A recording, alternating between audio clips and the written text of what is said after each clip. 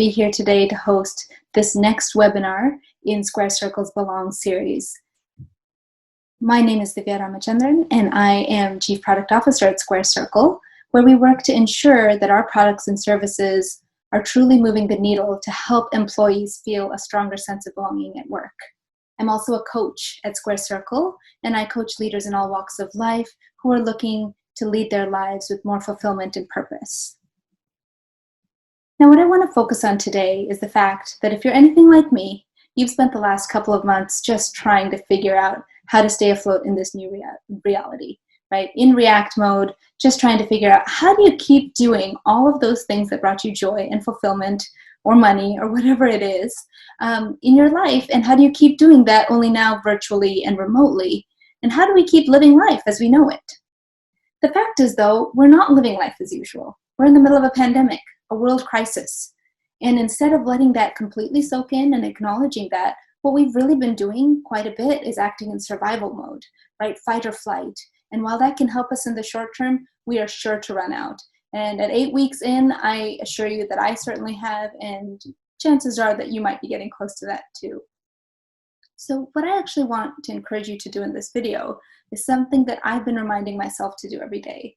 The time is now to really stop and take stock of everything that you're doing and decide not how to do it, not how to fit it all in, but instead whether or not to do it, to really truly decide what's most important for you and how you're going to make time to do those things that are important. I'll tell you, my experience of all of this has not been easy, like anyone else's. I am a parent, and so a couple of months ago at this point, I kind of stopped everything and decided to prioritize homeschooling. I have a flexible schedule, and so because of that, I was able to really kind of move aside a lot of my schedule to be around for my children.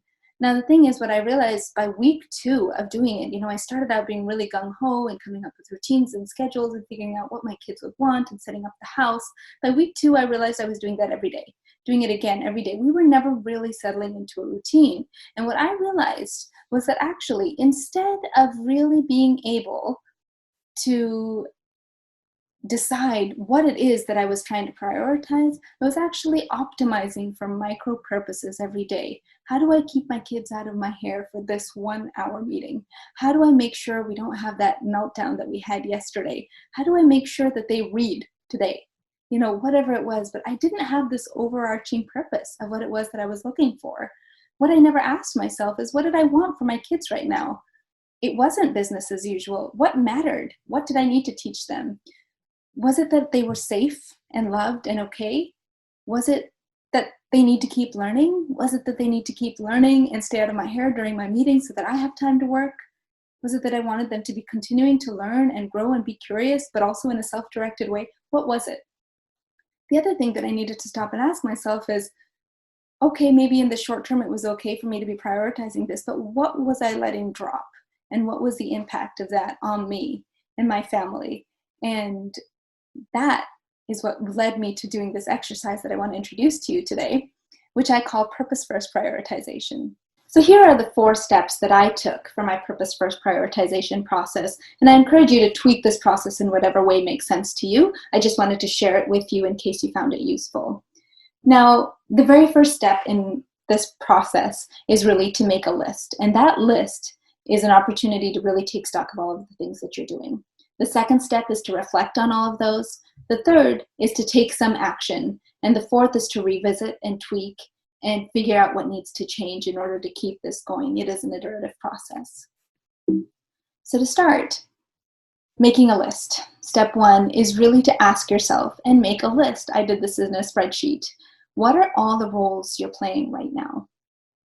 And not just high-level roles that you know of, like think really deep. At work, what are all the different roles you play as a manager, a mentor, a supervisor, a leader in something, a project manager, product manager, whatever it is, that there's all those little nuanced roles that you're probably playing in addition to that one title that you have.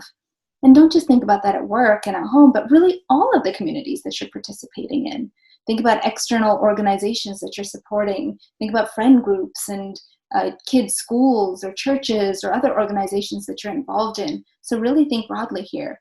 And then within each of these areas, what kind of role are you playing within it? Are you more of a leader or initiator? Are you a follower or participant? So think about all of those different possible ways in which you might be participating in different communities. For example, here's a quick snapshot of an example of what that might look like. What are all the different things you're doing at home? Now, I certainly geeked out trying to come up with an exact role kind of word for each of these different things, but a community volunteer, a space holder for my friends, participant in friend circles, a rule follower for the school. What are all those different rules that you're holding yourself to? So that is step one. Now, step two is to reflect on this. And for this, I filled out 3 different columns, and I'll show those to you in a minute. And at a high level, the questions that you're answering are, in what way does this role fuel you? In what way does this role drain you? And on a scale of 1 to 10, how important is this role to you? So here's an example of that and what it looks like. How are these different roles really fueling you? For me, being at home, being a companion to the people who are here and who I love, brings me connection and love, and that is how it fuels me. Writing, the writing aspect of my work, it's a creative outlet for me. It helps me express my ideas, right? And so there's different ways in which each of these roles might be fueling you. The next step, of course, is to now think about how is it draining you? How are these different things draining you? So being a teacher for my kids, it's creating a lot of conflict when they're resisting. That's draining me. Trying to do the web development work for my work as a coach, exhausting. It's a time sink. So there's different ways in which each of these things might be fueling you as well, right? So really reflect on that. Take the time to do this. And now, with that done, the next question is to really think about how important is this role to you, right? So that's that third column. On a scale of 1 to 10, how important is it? And really give that number some thought. On a scale of 1 to 10, is this something that's very important to me to be doing right now, or is it not? You might be surprised at some of the answers that you have there. All right, so that's step 2. Then we move to step 3. This is where we take some action. Step 1, I'm going to go ahead and move on to the next slide to show you this.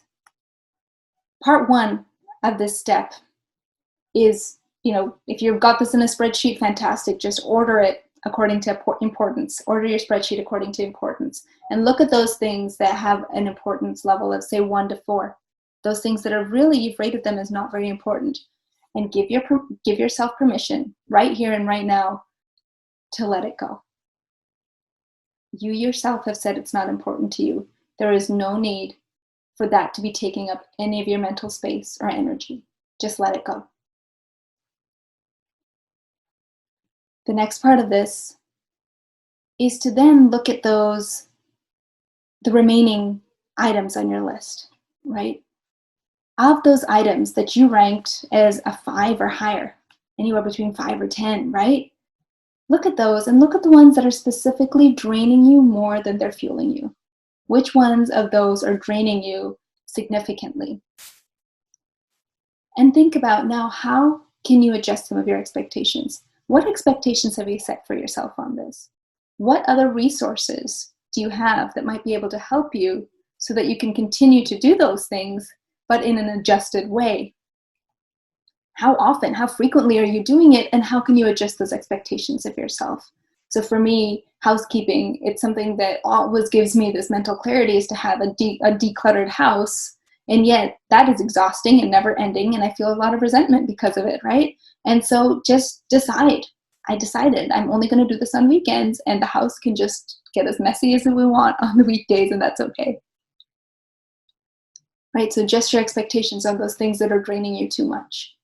Because you've said they're still important and they do fuel you in some way. And finally, look at those things that you prioritized as an 8, 9, or 10. Those things that really fuel you and are really important to you. And figure out what you need to do to make the space for those. Make the space for what's important for you. Chances are some of these things have fallen off your list, but these are the things that you want to be spending your whole day doing. And now finally, step 4 is to revisit. Your priorities are going to change. They've changed already and they're going to continue to change. You just don't know what this pandemic is going to bring, or in general what life brings. So allow it. Readjust your expectations. That's okay. And in order to do both of those things, after you've made this list, make a date to check in with yourself about it. Whenever it is, a week from now, 2 weeks from now, a month from now, to go back to that list, redo the exercise if you need to, re-rank some things and reflect on how it's been working and change it, and be okay with having to change that. Now, I'm certain that if you take 20 minutes to go through these 4 steps, you'll come out of the other end feeling 10 pounds lighter, but most importantly, like you've got your feet planted firmly on the ground. Just because all of these new ways of life are being thrown at you wherever you look, it just doesn't mean you have to embrace each one, because only you know what you really need, but you have to give yourself the time to figure that out. So that's all I've got. I hope you got a couple of good tips out of that. Thank you so much for being here and for taking the time to be purposeful and intentional for yourself and for your community. Stay tuned for more great content through the Belong series by Square Circle coming up over the next few weeks.